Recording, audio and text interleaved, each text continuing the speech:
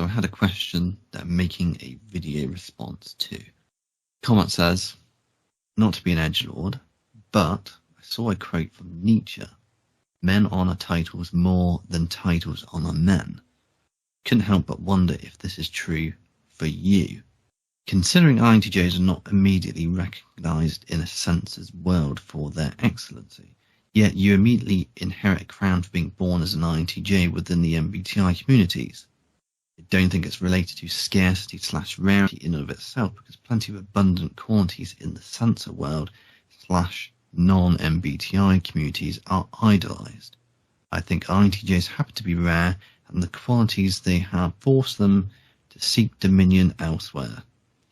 So then the question is, how can you predict what values become accentuated at the top of a hierarchy in an arbitrary group? Say the group are thrown onto an island as a cluster of strangers. So I wasn't sure how to interpret the first part, so I'm going to approach it from all the different angles I thought of. Do I agree with Nietzsche as one interpretation, his observation about the world, that is? Then, like, the way the comment's phrased makes me think perhaps it was meant in, is it true for me? As in, am I honoured by titles more, or do I honour titles more than titles honour me? So as a general observation, I think it depends on the time. That's one factor. So like, Nietzsche's pretty old. Well, he's not alive, but it would be if he was alive. Pretty old. He's born quite a while ago. So things were obviously quite different. And I would say definitely more hierarchical. So I think it's more true for his time than it is now, perhaps. I've never been in his time, although like I am kind of like a know of it, but like I can never fully conceive of it. That's my opinion. So I think probably in his time it's more relevant. As for today, whether I agree with him, I think it just looks different today. The titles, I think, were more hereditary in Nietzsche's time. Now I think we have the illusion that we don't honour titles, but we do. It's just like a different class of titleship. And that usually is in experts and such. It's more like a educational or specialization title. You know, you get some pretty laughable experts out there, like Mr. Blobby expert.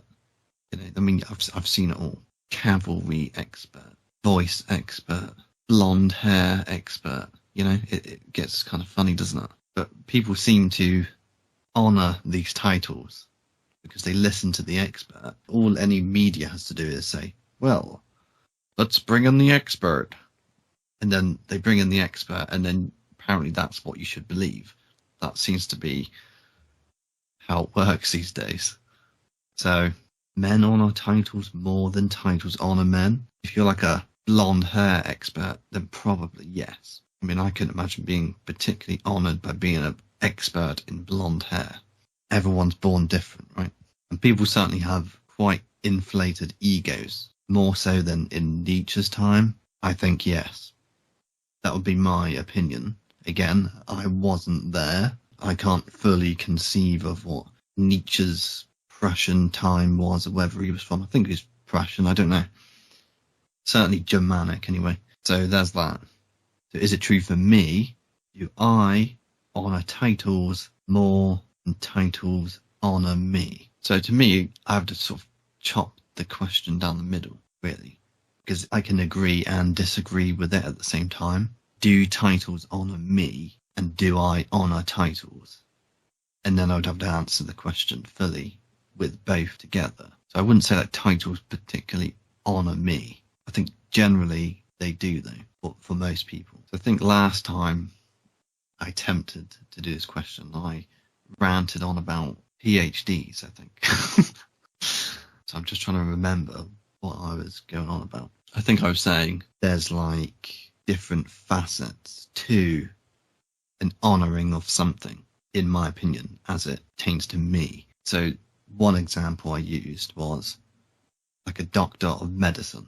So like a doctor of medicine, to me, is an honourable profession. Although I might not agree with a lot of the more recent medical practices, things like that, I think like the intent it gets a tick for me. So that's one part of honoring something. It's like the intention of it, and then what it actually is now is quite important, because you don't usually get asked, if you lived in 1756, what would you think of the medical profession? Well, again, I wasn't there, but I can conceive of a context in which I could give you an opinion on what I know of it.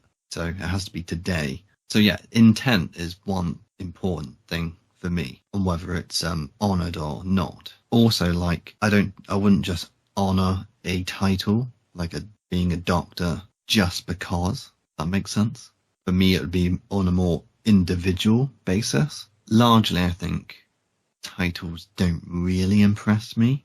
It's more from the intent and ethics and morality that maybe a title would impress me. So if a title was given for, like, I don't know, bravery or service to something that I would deem valuable, then I would be impressed with it. But it's more like the individual merit of the thing and the person, if that makes sense.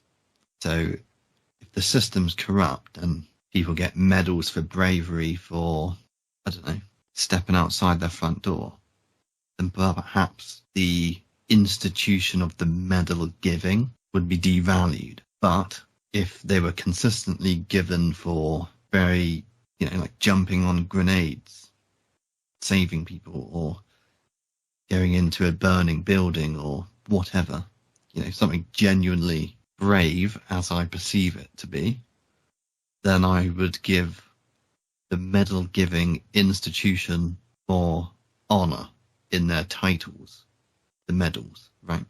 So yeah, it's kind of like the meat and bones of it. At the end of the day, for me, is it impressive to me? Is the accreditation impressive? What do I think of the institution that gives it, etc.? So the same philosophy there would apply to any title that I was given. So, but then, like, if I was given a medal for bravery or something, then I would probably be a bit more like, well, I don't know, the grenade fell under me, just happened to be there. It would kind of make me feel a bit uncomfortable, perhaps. Even though, like, I would be honoured by it at the same time, which is strange, maybe. I don't know. I'm thinking back to an instant where I think a British soldier jumped on a grenade, basically, and he got given a medal, saying, like, if I just happened to do that and was given the medal, I would feel kind of uncomfortable, but then also sort of honoured at the same time. I think the uncomfortableness comes from, being like, well, there's other people, probably should have it, that jumped on 2 grenades or whatever. I only had 1. But the institution itself, like I said, if it's legit in its medal giving, that would depend on how honoured I would be, or how respecting I would be for someone who received it, right? It's like a Purple Heart or like, Victoria Cross, then I say that's impressive, because, it's not really like a political thing necessarily, like, oh, person went to war and did a good job and got a medal. They, the state approved of them. It's not necessarily that for me. Like, I understand if you have criticisms towards a state or a particular war that someone might be given a medal in, but to me it's irrelevant. It's the individual in this case saved someone on his side, right? That's what the medal's for. There has to be standards in the medal giving, the title giving. But at the same time, like, a lot of people are critical of hereditary titles, because they say, oh, well, you've not earned that, you were just given that. And people say that this sort of thing for anything that's given or inherited, whatever. So if I were to respond to that, like, I wouldn't count out hereditary titles being not respectful. They come from a lineage of excellency, let's say. I mean, if your great granddad did something really cool and became a lord as a result, you know, according to the king at the time or whatever, then that's a cool thing. It's like there's excellency there in the family to some degree. Now, it's not to say that everyone after him is going to be an absolute Chad and must have my respect. Again, it's an individual basis thing, but there's some credibility there. That's how I would perceive that. There's some natural hierarchical law that, say, keeps certain families on top. But again, it depends on the institution, the royal family of any said country that gives these lordships, and if they're given legitimately for good reasons. To me, that's how I would perceive that. I couldn't help but wonder if this is true for you, considering INTJs are not immediately recognized in the census world for their excellency. So I'm not quite sure what's meant here. Do I perceive that I am received well by the censor majority as, being honoured and whatnot for being a special rare type kind of thing, an unusual type? I mean, if that is the case, then no. I don't think many censor types really see a complete picture of what I am. I wouldn't say that completely though. Like, they see parts. This is something I recognized. They might see a certain part that they recognize perhaps in a more general sensory way. So, for instance, being kind, for instance, they might recognize a certain type of a person, not MBTI, but a certain idea of kind person like this and kind person in this way. I think everyone has their ideas. They have their types in their head in some way. How they categorize them is a lot different from MBTI though. So I think the sensor world sees little maybe slivers of me. That makes sense? Oh, he's funny.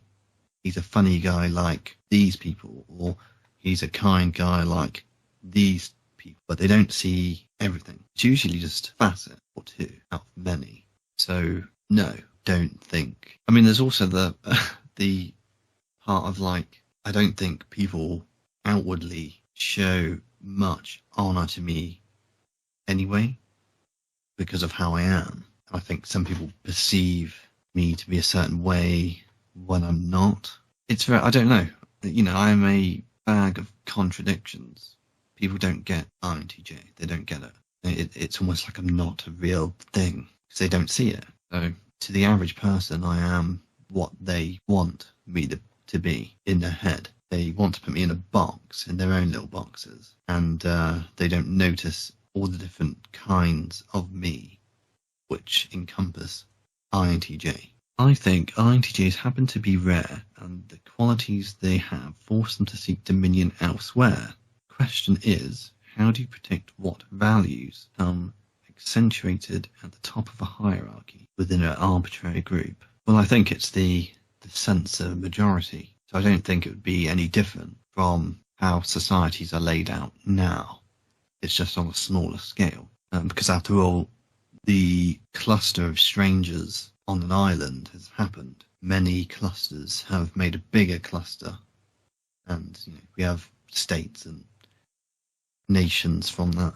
But, I definitely wouldn't leave out the geographical and climate situational circumstances of the specific island in this case, which I think certainly has an influence on values, not just in the hierarchy, but across the board. Yeah, it's why a story like Dune is very interesting, because it gives you a certain set of circumstances which create a culture, and values is kind of part of the culture. So in terms of water being extremely scarce on that planet, in Dune, water has produced a culture out of circumstantialness, where it's revered and has to be recycled and that kind of thing. So that's a huge important factor. But people are people, and I think they generally will exhibit typical values. A observation I've made is that certain places are very similar because of the geographical circumstantial. So like Japan and Britain are actually quite similar, but they're really not at the same time. It's like in terms of like being quite small, well, not small islands, but small places or small countries, but also being space limited and being islands has produced similar cultures, but albeit in an Asian way and a Northwest European way. So like both cultures are very courteous, but the courtesy in both places looks different. There's like an Asian courtesy, and then there's a Northwest European courtesy. And I think these things are promoted by smaller living space or cramped, condensed populations. There's a respectfulness. We've spoken about this before, where like in Britain we are a bit more conscientious of privacy, and because we do live close together, people understand that people need their space. There's miles and miles between each family and stuff. And Japan's similar.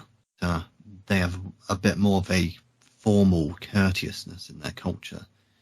We have a bit more of a casual, relaxed, more informal way. We have like the tea culture, where it's about having a good time and being chilled, really, having tea. And the tea culture itself kind of comes from the weather, the ecosystem influence. You need a cup of tea when it's like miserable outside, right? Japan, you could say a similar thing.